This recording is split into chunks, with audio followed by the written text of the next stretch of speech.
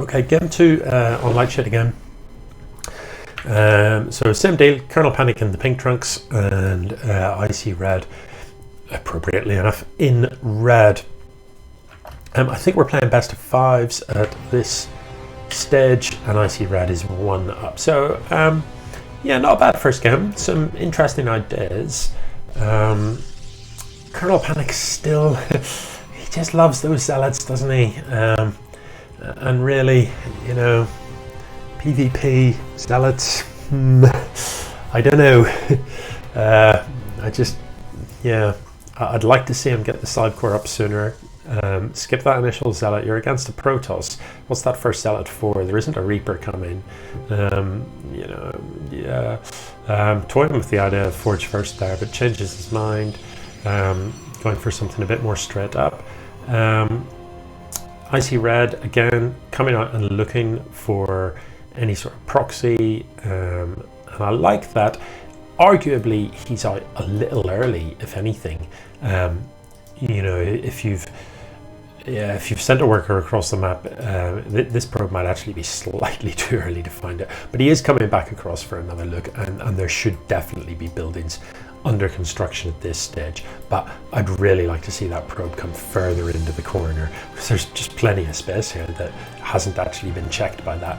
And as I said, you know, false confidence could be really dangerous if you get the idea that, oh, I've checked. Look, I really like what I've just seen there.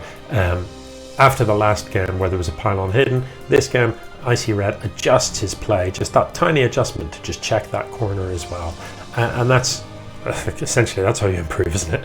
You know, when something causes you a problem in one game, in the following game you make sure it doesn't.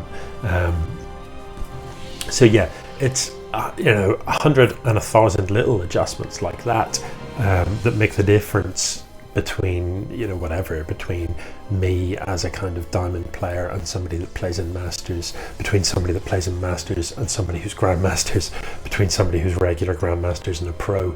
It's 100 little adjustments like that that just make the difference. Yeah, cool. What's funny? Who's funny? What? Did I miss something? I often do. That's why I'm just not very good at this game. I miss things all the time. I tell you what though, you know, that bothers me.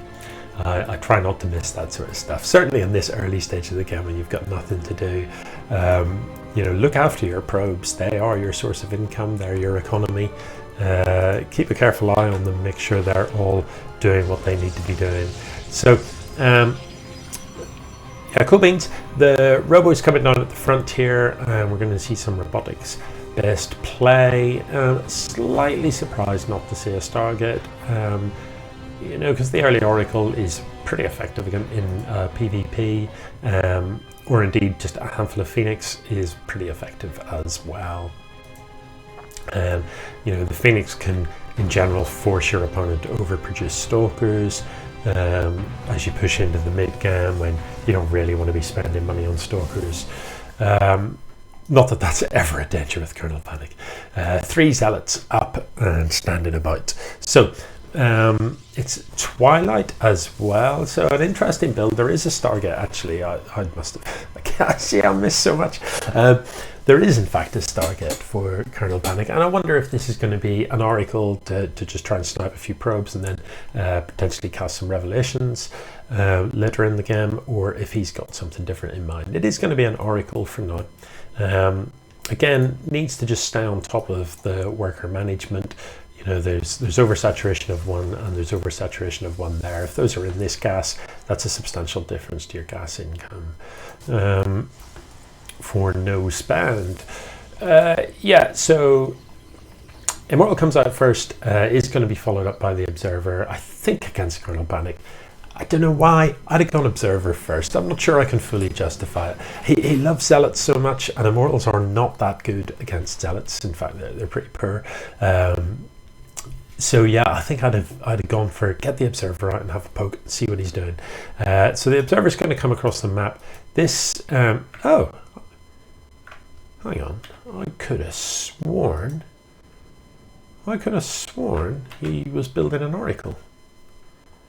I must have cancelled it and has gone for 1 Phoenix, which is honestly a bit weird.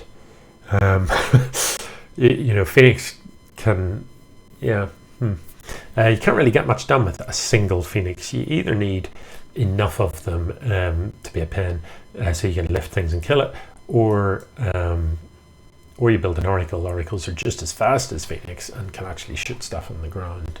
Yeah, you know, in general, about 5 Phoenix tends to be the magic number. 5 Phoenix, you can lift workers. You can go into a mineral line, basically hold G and just click workers one at a time, and any of the Phoenix will do the lift. The other 4 will one-shot the worker, and you can really do it quite quickly. You're just holding G and going click, click, click.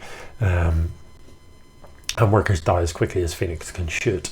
So 5's about the right number to do that. If you have more than 5, you simply overkill the worker that you lift, which isn't in any way particularly useful.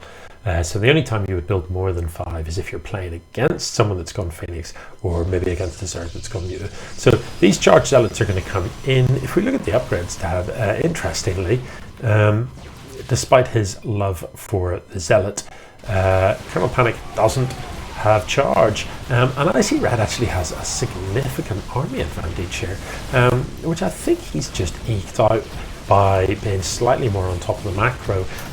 You know, if we look, he's got 43 workers to 37. So I don't think it's anything drastic about the build order that he's done. He's just been a little bit crisper about everything. He's got more tech, he's got the Twilight, he's got the Robo, although to be fair, there is a fleet beacon down, but that, you know, nothing's going to come out from there and see the light of day. Straight to Tempests with no support. I mean, I just don't agree with that as a build. Yeah, unfortunately nothing you could do. Weirdly, had you built the Oracle, you can of course use the Oracle to detect the DTs, but to be honest, the DT might as well have not been there. I mean, there was just too much army. So, you know, what can KernelPanic do? He needs to refine his build a bit. He overproduces these early zealots, and they're just not that useful. And just keep a closer eye on that worker management. Make sure that your workers, make sure you're squeezing out as much value from your workers as you can, and saturating your bases as effectively as you can, as early as you can. You know, so always building workers for the first several minutes of the game. There should always be workers in your production tab. It's as simple as that. When you've got 1 Nexus, you're building them 1 at a time. 2 Nexuses, you're building them 2 at a time. And 3 Nexus, you're building them 3 at a time. Once you've saturated 3 bases, then you can think about not worrying whether or not you're building a worker. But until that point, you should just always be building those workers, and it's the surplus income then that you spend on tech and you spend on units, unless you're going for some very bizarre and funky build. I am actually loving the gateway or whatever it is explosion there. What was that blew up? Looks pretty cool, doesn't it? How do you zoom in? Oh yeah. Oh. What even is that that's blown to pieces? Looks pretty badass. With a little observer parked above it, just checking it out. Yeah. Anyway, GG.